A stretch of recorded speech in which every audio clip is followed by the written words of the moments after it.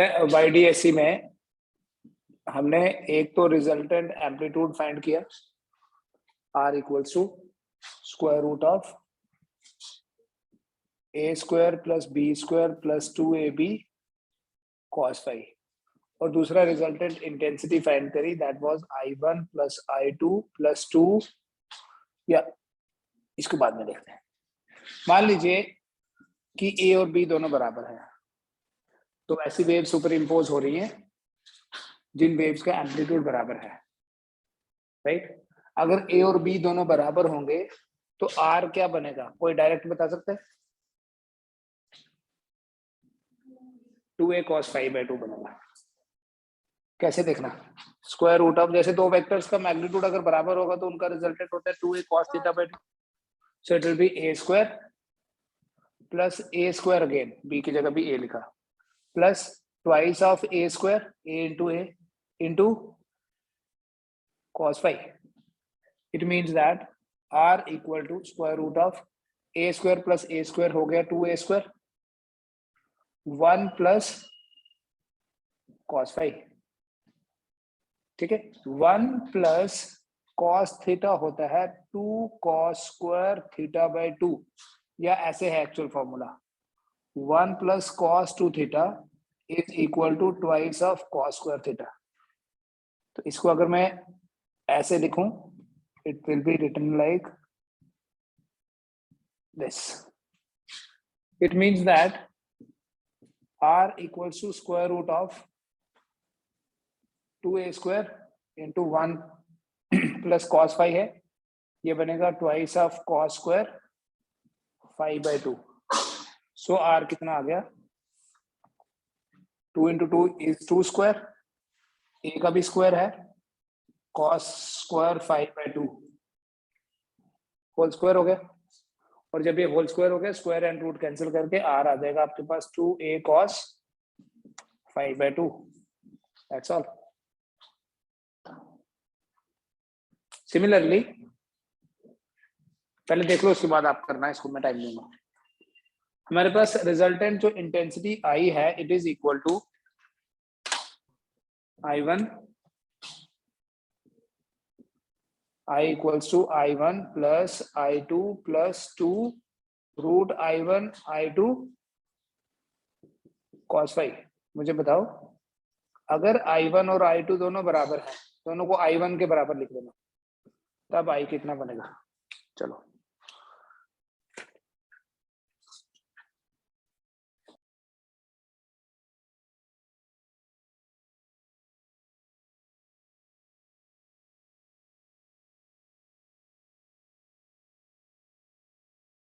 Sir mic off,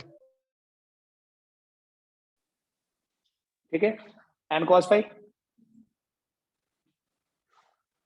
so this is also 2I1 plus 2I1 cos phi I, फिर क्या लिखूं आगे, 2I1 common आ गया, I equals to twice I1 common 1 plus cos phi, so I is equal to 2I1 1 plus cos phi, again use the same formula, 2 cos square phi by 2। so that means अगर देखो, अगर amplitude same है तो resultant amplitude ये आएगा, और अगर intensity same है तो resultant intensity I will be equal to 4I1 cos square phi by 2, यही है ना, 4I1 cos square phi by 2। कौन सा वाला बेटा, ये वाला, ये जैसे मर्जी कर लो, मतलब मैं a plus b whole square लिखूं या a square plus b square plus 2ab लिखूं, ज्यादा सिंपल कौन सा है? किसी को ये सिंपल लगेगा, किसी को ये सिंपल लगेगा, तो सिंपलिसिटी तो हमेशा रिलेटिव टर्म होती है, ठीक है। मेरे को ये ज्यादा इजी लग रहा है, आपको ये ज्यादा इजी लग रहा है, दैट इज पर्सनल चॉइस।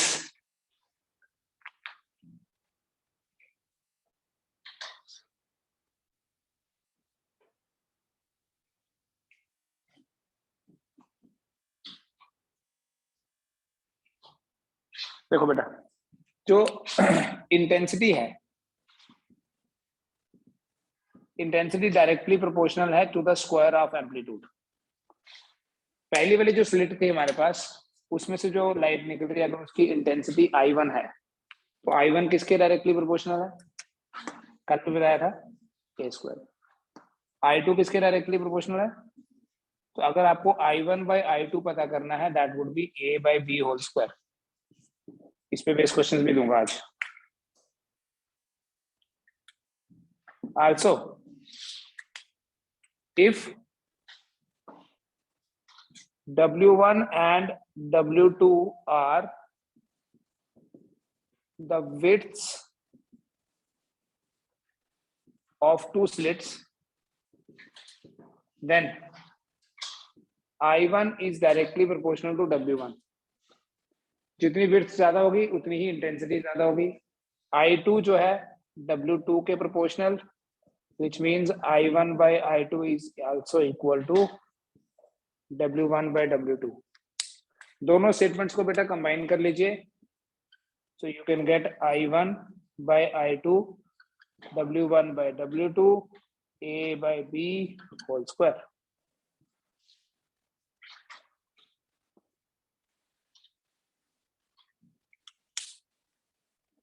इसी A by B को बेटा याद रखो, इसी A by B को ना आप R से रिप्रेजेंट कर सकते हो कि अगर आपको दोनों के एम्पलीट्यूड की रेशो गिवन है तो आप यूज कर सकते हैं उसको।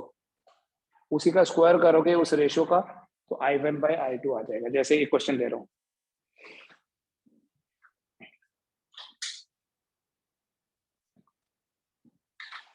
If I1 by I2 is equal to 4 by 5,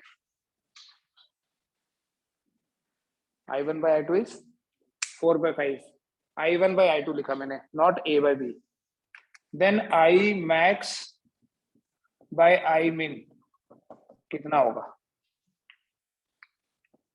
बताओ बेटा? I max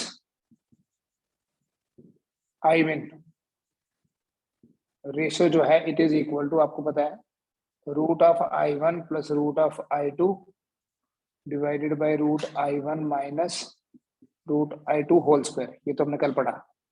ये वाला फॉर्मूला क्यों यूज कर रहा हूं मैं? क्योंकि I1 I2 गिवन है, I1 I2 का रेशो गिवन है। इस एक्सप्रेशन को आप थोड़ा सा मैनिपुलेट कर लीजिए। क्या करो, न्यूमरेटर और डिनोमिनेटर को I2 से डिवाइड करो, रूट I2 से। जब आप रूट I2 से डिवाइड करोगे, ये बनेगा root I1 plus I2 plus 1 divided by root of I1 by I2 minus 1 whole square. What is root I1 by I2? 4 by 9 है, सॉरी 4 by 9, 4 by 5 तो रूट निकालते रहोगे फिर। So it will be 4 by 9 plus 1 divided by 4 by 9 minus 1 whole square, नहीं बोलना। 4 by 9 का root हो गया 2 by 3, so numerator में you have 2 by 3 plus 1 I max by I min, numerator में हो गया 2 by 3 plus 1 और डिनोमिनेटर में 2 by 3 minus 1, लेकिन होल स्क्वायर भी है। So this will be 25:1 करके देखो, 2 plus 3 5 by 3 minus 1 by 3 whole square, so that is 25:1।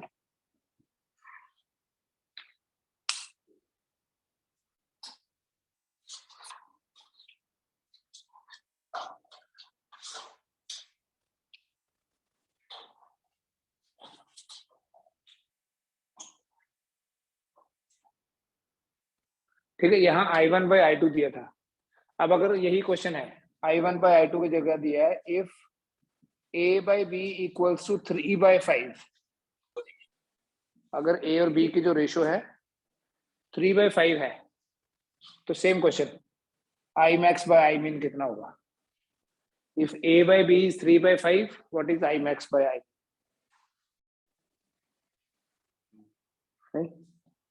हुआ ही नहीं हुआ। I max by I min क्या होता है? I max by I min is equal to a plus b over a minus b whole square भी तो होता है.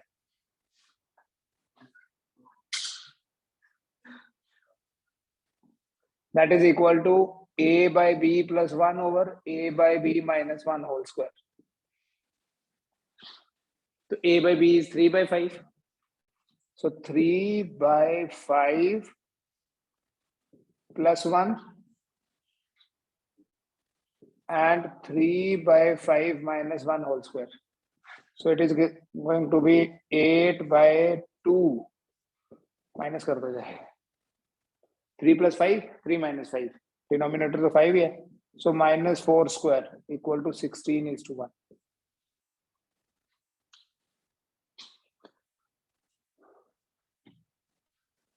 ठीक है. उसके बाद बेटा यंग्स डबल स्लिट एक्सपेरिमेंट में आगे हम कुछ और मैथमेटिकल एक्सप्रेशंस देखेंगे. Position of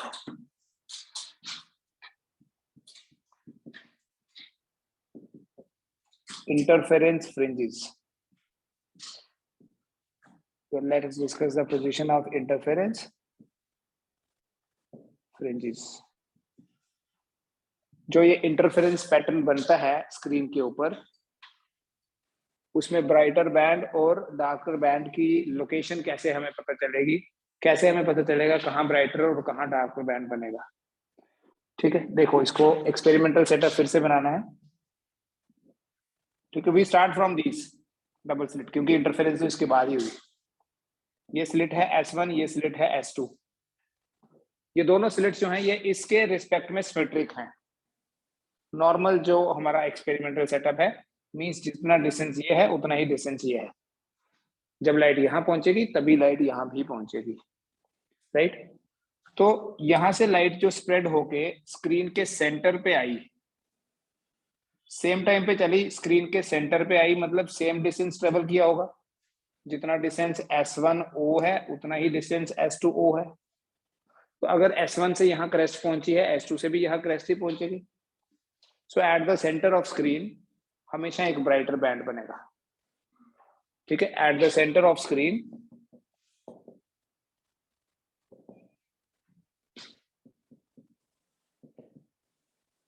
light from S1 and S2 will reach in same phase. So a brighter band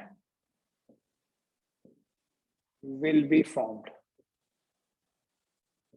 screen के सेंटर पे क्या होगा, स्क्रीन के सेंटर पे एक ब्राइटर बैंड बनेगा और उसे बोलते हैं central maxima. This is called as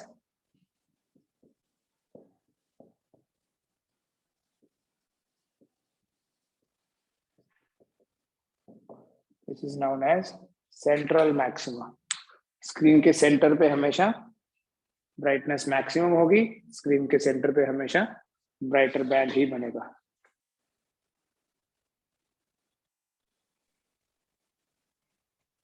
लेकिन किसी दूसरे पॉइंट पे अगर हम कोई दूसरा पॉइंट यहां चूज कर लें, इस पॉइंट P पे ब्राइटर बैंड बनेगा या डार्कर, वो डिपेंड किस पे करेगा. ये मैं फिर से बताता हूं. This is the screen. ये दो स्लिट्स हैं हमारे पास S1 एंड S2. स्क्रीन का सेंटर कैसे लोकेट करोगे बेटा, इन दोनों का सेंटर लोकेट कर लो, यहां से परपेंडिकुलर ड्रॉ कर दो.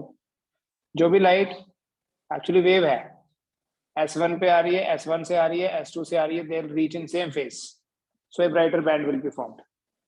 But at some other point P, suppose कोई दूसरा पॉइंट है हमारे पास, यहाँ पॉइंट P है, पॉइंट P पे S1 से जो लाइट आएगी उसको कम डिस्टेंस ट्रेवल करना है. क्योंकि पॉइंट पी हमने ऊपर चूज किया, सेंटर से ऊपर। अगर नीचे चूज करते तो S1 वाली ज्यादा ट्रेवल करती है, और S2 से जो लाइट आ रही है वो ज्यादा डिस्टेंस ट्रेवल करेगी। दिख रहा है? बिकॉज पॉइंट पी हमने कहा ये सेंटर ऑफ द स्क्रीन है, यहां तो बराबर डिस्टेंस है। अब पॉइंट पी पे ब्राइटर बैंड भी बन सकता है, डार्कर बैंड भी बन सकता है, वो डिपेंड करता है कि इन दोनों स्लिट्स में से जो लाइट यहां पहुंची है, इसकी वेव और इसकी वेव, हम तो रे से रिप्रेजेंट कर रहे हैं सिर्फ, इनके बीच में पाथ डिफरेंस कैसा है। अगर वो पाथ डिफरेंस एन लैम्डा का फैक्टर हुआ, एन लैम्डा, लैम्डा का इंटीग्रल मल्टीपल हुआ, याद है ना, कल हमने पढ़ा कंस्ट्रक्टिव इंटरफेरेंस के लिए path difference is an lambda. तो अगर वो 1 लैम्डा, 2 लैम्डा, 3 लैम्डा हुआ तो इसका मतलब वहां ब्राइटर बैंड बना है। लेकिन अगर वो लैम्डा बाई 2 का ऑड मल्टीपल है तो वहां डार्कर बैंड बना है। पहले हम क्या करते हैं बेटा, किसी दूसरे पॉइंट P पे, एट सम अदर पॉइंट, आप लिख लीजिए, at some other point P, at some other point P, a brighter or a darker band will be formed. A brighter or a darker band will be formed depending on the path difference.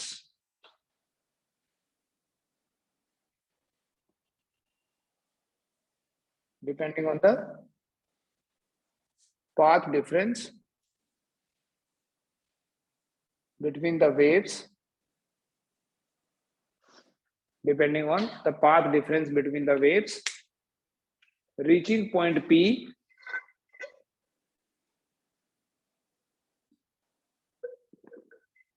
from S1 and S2. S1 और S2 से जो light यहां पहुंच रही है, इनके बीच में path difference पे डिपेंड करता है कि वहां ब्राइटर बैंड बनेगा या डार्कर बैंड। इस पॉइंट को C बोल देता हूं। यहाँ कुछ और डिस्टेंसेस की बात कर लेते हैं। ये दोनों स्लिट्स के बीच का जो डिस्टेंस है बेटा, मान लो ये स्मॉल d है, डिस्टेंस बिटवीन द स्लिट्स, और इन स्लिट्स और स्क्रीन के बीच में जो डिस्टेंस है, let us represent that distance by capital D।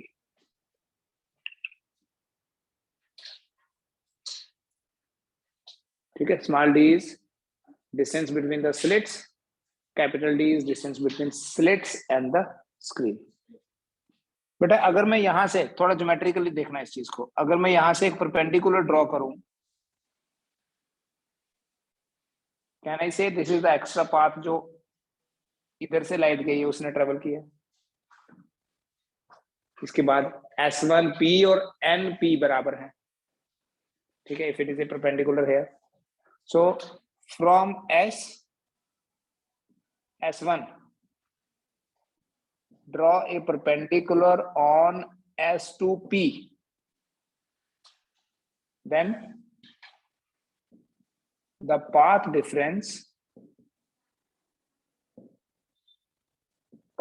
मतलब एक्स्ट्रा डिस्टेंस जो ट्रेवल किया है, is S2N, या ऐसे लिखूं, then the path difference between the waves reaching point P from S1 and S2 is S2N।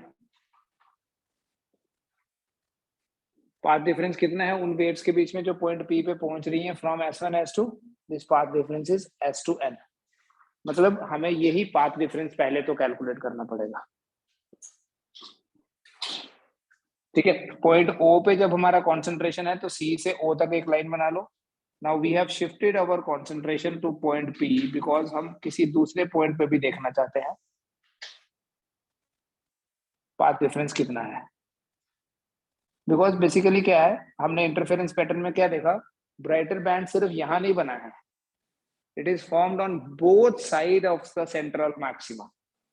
ठीक है, इसी में हम ये भी जस्टिफाई कर पाएंगे कि वो ऑल्टरनेट पैटर्न कैसा है, क्यों है ऑल्टरनेट पैटर्न। ठीक है, देखना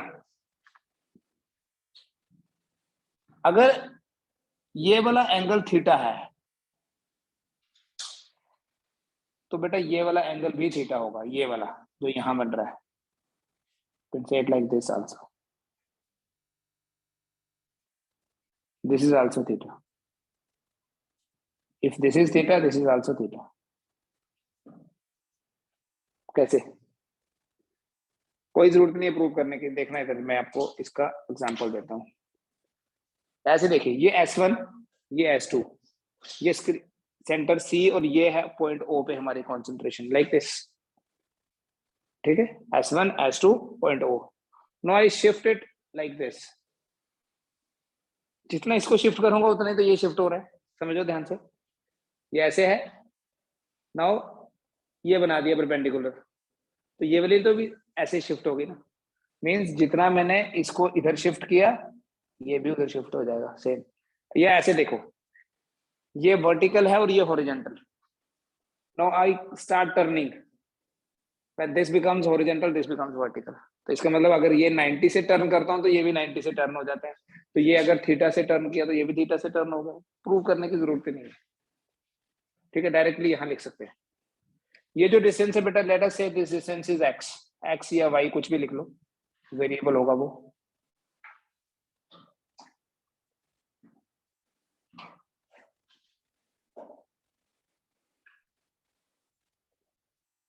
Now can we see these triangles S1 S2 N and CPO are similar? Can you see the similarity of these? ये दोनों ट्रायंगल सिमिलर हैं या नहीं, ये बताओ. ये देखिए, ये 90 डिग्री एंगल है, ये भी 90 डिग्री एंगल है. ये थीटा है तो ये भी थीटा है, तो ऑब्वियसली तीसरा भी तो बराबर होगा. दोनों में एक एक 90 है और एक एक थीटा है, तो तीसरा भी तो 90 माइनस थीटा ही होगा.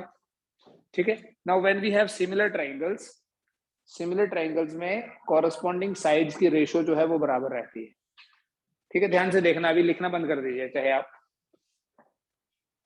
सो बेटर ये होगा कि अगर इन दोनों ट्रायंगल्स को ही एनालाइज करना है ना, इन दोनों ट्रायंगल्स को आप बाहर बना लीजिए. S1 S2 N. ठीक है, थीटा कहाँ बन रहा है? S1 पे बन रहा है. I will keep it as S1. ये थीटा हो गया. 90 कहाँ पे? N पे, तो ये S2 आ गया. इन द सिमिलर वे ये तो एज इट इज बनाओगे, ये C, ये थीटा, ये P और ये O. ठीक है, बेसिकली हम क्या फाइंड करने लगे यहाँ? पाथ डिफरेंस फाइंड करना है, मतलब S2N पता करना है. तो मैं यहीं से स्टार्ट करूंगा, इस ट्राइंगल का परपेंडिकुलर ले लूं, S2N डिवाइडेड बाय इस ट्राइंगल का परपेंडिकुलर ले लो, that is OP, equal to S1 S2, I know this is D, S1 S2 divided by CP. ठीक, तो इसे मैं ऐसे लिख सकता हूं, S2N तो हमने फाइंड करना है, so I write S2N is equal to OP by CP, या OP यहां लिख दो, S1 S2 as it is रहने दो. यहां तक कर लीजिए पहले नोट आप.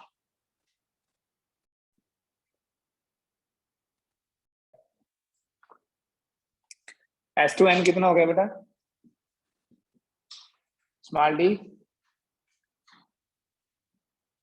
Divided by CP into OP. What is OP? X. Right. अब जो एक्चुअल एक्सपेरिमेंटल सेटअप है उसमें ये जो स्मॉल d है ना, दिस इज फ्यू मिलीमीटर्स, मतलब the slits are very close to each other, screen is quite far away.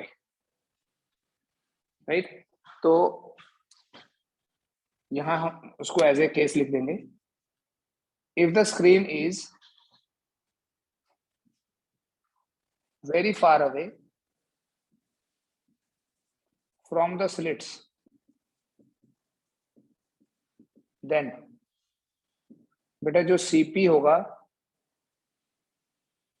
वो अप्रोक्सीमेटली CO के बराबर होगा.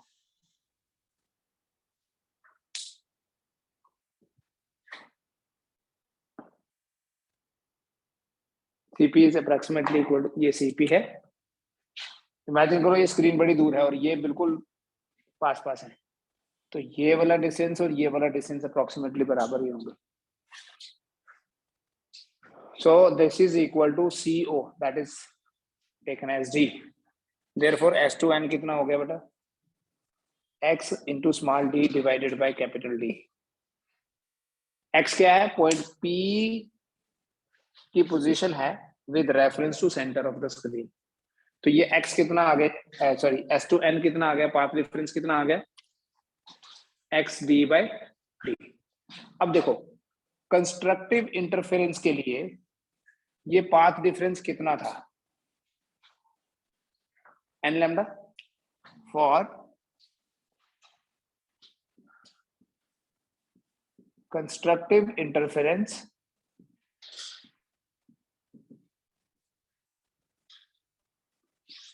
path difference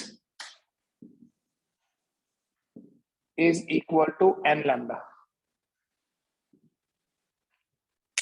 तो जो हमने पाथ डिफरेंस फाइंड किया है, अगर हम इसे n lambda पुट कर दे तो ऐसे लिखेंगे x small d capital D equals to n lambda। और n क्या होता है यहाँ? याद होगा आपको, it can be 1 0 1 2 3, I'm taking the positive values only starting from 0। तो x कितना हो गया? It means that x equal to n lambda into capital D divided by small d। Actually x है क्या? डिस्टेंस है फ्रॉम द सेंटर। तो n की different values है, ये x की वो वैल्यूज है जहां जहां पाथ डिफरेंस n लैम्डा के बराबर है। मतलब ये x की वो वैल्यूज हैं जहां जहां ब्राइटर बैंड बना, स्क्रीन के सेंटर पे नहीं बना, सिर्फ इससे इतने डिस्टेंस दूर। कितना डिस्टेंस? n की वैल्यूज फाइंड डाल के यहां पता चलेगा। देयरफॉर ऐसे लिखेंगे, देयरफॉर द ब्राइटर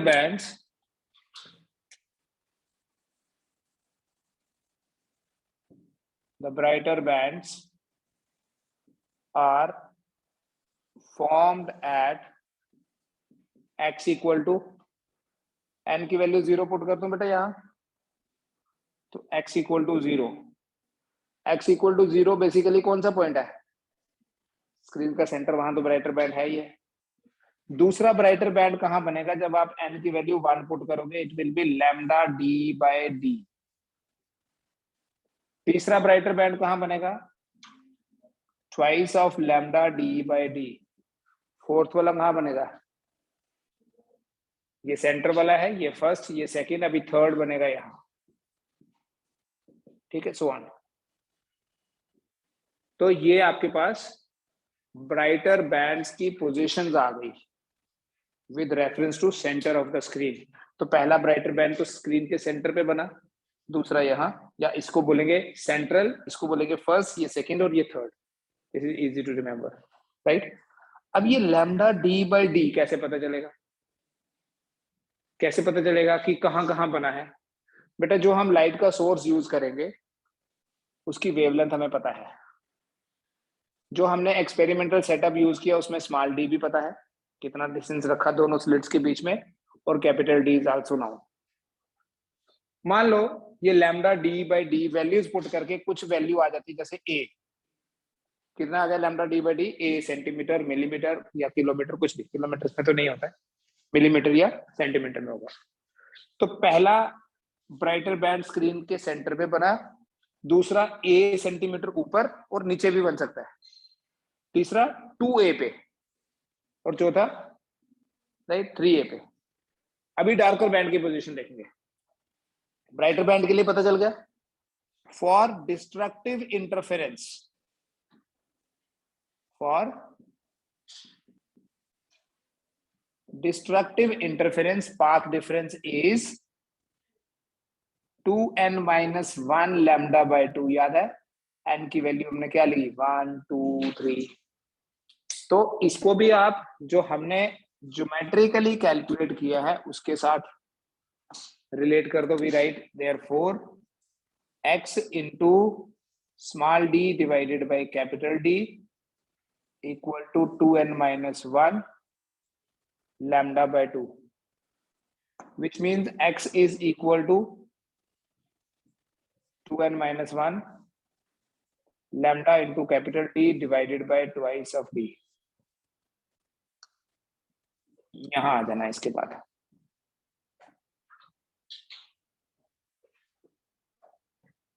बेटा ये आपके पास आ गई ब्राइटर बैंड्स की positions.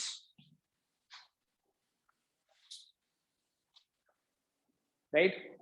The darker bands, therefore, the darker bands are formed at कहां बनेगी darker bands? x equal to, अब डिस्टेंस को हम x से ही रिप्रेजेंट कर रहे हैं, ये भी x है, ये भी x है, ये भी सेंटर से जो डिस्टेंस है वही x है। n की वैल्यू 1 पुट करोगे बेटा ये कितना बनेगा? It will be 1. So it will be 1 into lambda by 2d या simply lambda d by 2d। दूसरा कहां बनेगा? 3 lambda d by 2d and it is 2. It will be 4 minus 1, 3 lambda d by 2d। Next वाला 5 lambda d by 2d, फिर 7 lambda d by 2d। Now look, मैंने आपको क्या example the, just an example कि lambda d by d जो है वो a है। ध्यान से देखना, आप थोड़ा इसको समझना। ये 0 आ गया, ये a by 2 नहीं आ गया क्योंकि we have taken, ये तो फिक्स रहेगा ना। So is it a by 2? ये आ गया ब्राइटर बैंड, तो a by 2 पे डार्कर, फिर a पे ब्राइटर, 3a by 2 क्या होता है? 1.5 पे डार्कर, फिर 2a पे ब्राइटर, 2.5 पे डार्कर, 3 पे ब्राइट, तो ये 3 by 2 है। 7 by 2 is 3 by 2, 5 by 2 is 2.5, ये 1.5, ये 0.5, तो ये 0.5। मान लो लैम्डा डी बाई डी 1 है, ठीक है, यूनिट वैल्यू ले लेते हैं, 1 सेंटीमीटर है, तो ये 0 सेंटीमीटर, ये 0.5, ये 1, ये 1.5, ये 2, 2.5, 3, 3.5। तो ऑटोमेटिकली ऑल्टरनेट आ रहा है, ब्राइटर बैंड है, फिर उसके बाद डार्कर है, फिर ब्राइटर है, फिर डार्कर है, फिर ब्राइटर है, फिर डार्कर है। दैट इज वाई जब हमारे पास कोहेरेंट सोर्सेज होते हैं तो एक ऑर्डर में बनता है ये इंटरफेरेंस पैटर्न। ठीक है, कोहेरेंट सोर्सेज मतलब basically we had only one single source, उसी से हमने इन दोनों स्लिट्स को अलग अलग सोर्सेज से इल्यूमिनेट नहीं किया, फिर नहीं बनेगा ये इंटरफेरेंस पैटर्न। नेक्स्ट लेक्चर में बताऊंगा कोहेरेंस क्या होता है। We had a one single source, तो इन दोनों स्लिट्स की जो इल्यूमिनेशन है वो उसी सिंगल पेरेंट सोर्स से हुई है। That is why the sources are coherent, और कोहेरेंट सोर्सेज सबसे इंपॉर्टेंट कंडीशन है for obtaining this kind of pattern, जिसको बोलते हैं सस्टेन्ड इंटरफेरेंस पैटर्न। ठीक है, इसको नोट कर लीजिए अभी आप जो भी करना है। बेटा ये जो पैटर्न बना ऐसे लिखेंगे, therefore an alternate pattern, in values के बेसिस पे बोल सकते हैं alternate pattern, lambda D by D, lambda D by 2d, 3 lambda D by 2d, alternate हुआ ये। देयरफॉर एन ऑल्टरनेट पैटर्न, जो हमने पहले सिर्फ लिखा था, of brightness and darkness is obtained on the screen.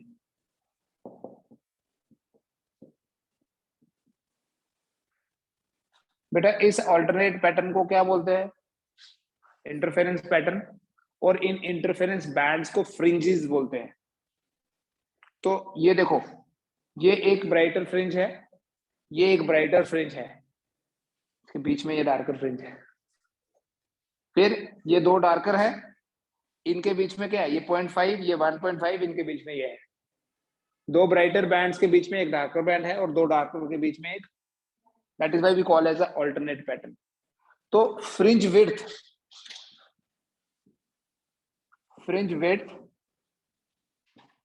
of a brighter band is the separation between, किसके बीच में सेपरेशन है? Between two successive darker bands. Brighter band की जो width है, that is separation between two successive darker bands. उस width को अगर हम बीटा से रिप्रेजेंट करें, ये पहला डार्कर बैंड, ये दूसरा डार्कर बैंड, तो इनके separation is like this, 3 lambda by 2d minus lambda D by 2d, या इसमें से ये माइनस करो या इसमें से ये माइनस करो, डिफरेंस आपके पास क्या आएगा? 3 lambda D minus lambda D divided by 2d. 3 minus 1 is 2. Calculate करके देखो. This width will be beta. It would be equal to lambda d by d. तो जो ब्राइटर बैंड है उनकी width कितनी है? lambda d by d. In the similar way, आप इसको खुद लिखना. Fringe width of a darker band, एक डार्कर है, सराउंडिंग में तो इधर भी ब्राइटर है और इधर भी ब्राइटर है, is the separation between two successive brighter bands. Between two brighter we have a darker, and between two darker we have a brighter band. So for darker bands, if I represent by beta dash, देखो या तो इसको लिखो lambda D by D minus 0 या 2 lambda D by D minus lambda D by D. देखो ये central और first का डिफरेंस, सेकंड और फर्स्ट का डिफरेंस, तो ये भी तो उतना ही आया. बीटा डैश कितना आया? उतना ही आया जितना बीटा था. सो ये एक कंक्लूजन आप याद रखेंगे, न्यूमेरिकल्स में आपको काम आएगा कि YDSC में जो ब्राइटर और डार्कर बैंड्स हैं उनकी इंटेंसिटी नहीं सेम है. इंटेंसिटी सेम होती तो फिर ब्राइटर डार्कर क्यों बोलते? उनकी विड्थ सेम है. मतलब जितने डिस्टेंस में ब्राइटनेस है, जैसे इतने से पोर्शन में अगर ब्राइटनेस है तो इतने से पोर्शन में ही डार्कनेस होगी, फिर ब्राइटनेस फिर darkness. In YDSC the brighter and darker bands are of equal width, same width. Brighter band और डार्कर बैंड की विड्थ सेम होगी, एंड दैट इज व्हाई हम सिर्फ बीटा से ही रिप्रेजेंट करते हैं फ्रिंज विड्थ को, and we write beta equal to lambda D by D.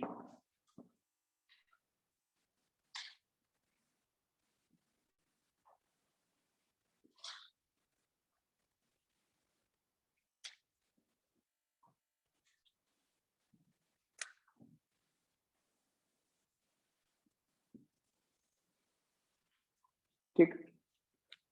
तो इंटरफेरेंस पैटर्न जो स्क्रीन पे बनेगा, ठीक है, रिप्रेजेंट ब्राइटनेस, डार्कनेस. मैं अभी एब्सेंस ऑफ लाइट को डार्कनेस बोल रहा हूँ.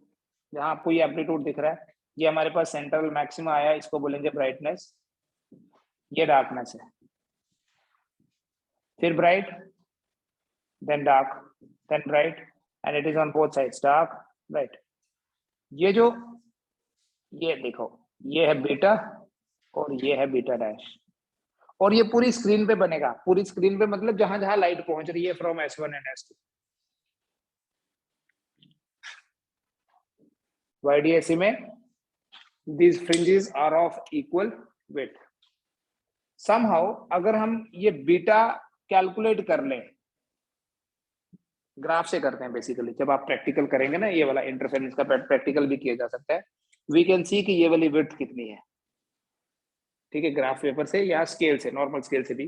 जनरली ग्राफ इसलिए यूज करते हैं, ग्राफ वहां रख देते हैं, उससे इजीली हमें पता चल जाता है ब्राइटनेस कहाँ है. जब हमें ये विड्थ पता चल जाएगी, ये जो दोनों फैक्टर्स है बेटा, ये तो एक्सपेरिमेंटल फैक्टर्स हैं, ये तो पता होते हैं.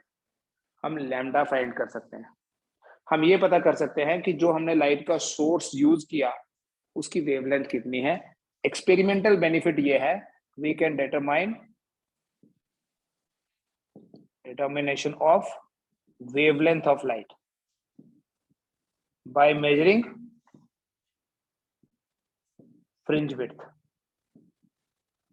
फ्रिंज विड्थ को मेजर करके, ये फॉर्मूला यूज करके हम पता कर सकते हैं कि जिस लाइट के सोर्स से हमने स्लिट्स को इल्यूमिनेट किया उसकी वेवलेंथ कितनी है। या अगर हमें वेवलेंथ पता होगी तो बीटा कैलकुलेट करने की जरूरत नहीं है, थ्योरेटिकली हम बीटा ऐसे कैलकुलेट करते हैं, बट एक्सपेरिमेंटल लैम्डा का कैलकुलेशन किया जाता है by measuring beta and knowing the values of small D and capital D. ठीक है, अगर ये सारा ऑपरेटर्स एयर से किसी मीडियम में शिफ्ट कर दिया जाए, as it is, small D same रहे, कैपिटल डी सेम रहे, तो will the fringe width be affected और नॉट? इफ YDSC, ये एक शॉर्ट आंसर क्वेश्चन है, if YDSC is performed in some medium instead of air, if YDSE is performed in some medium, then beta m is equal to lambda m into d by d, because medium change होने से wavelength change हो जाती है। आपको एक formula बताया था बेटा मैंने, म्यू को C by V भी लिखते हैं, C into lambda divided by C equal to new lambda divided by new into lambda m। Medium change होता है, फ्रीक्वेंसी सेम रहती है, स्पीड चेंज होने से एक्चुअली वेवलेंथ चेंज हो जाती है। तो यहां से देखो lambda m कितना बनेगा, ये रिफ्रैक्शन में बताया हुआ आपको, lambda m will be equal to lambda divided by mu. मतलब किसी मीडियम में वेवलेंथ कितनी होगी, जितनी एयर में है, डिवाइडेड बाय उस मीडियम का रिफ्रैक्टिव इंडेक्स। तो बीटा एम को आप बोल सकते हो lambda by mu into capital D by small D. और यही जो चीज है, this is beta in air. So directly formula याद रखें, when a medium is introduced beta becomes beta by mu. Air में जितना था इसको मैं एयर कर देता हूं, divided by mu. What is mu?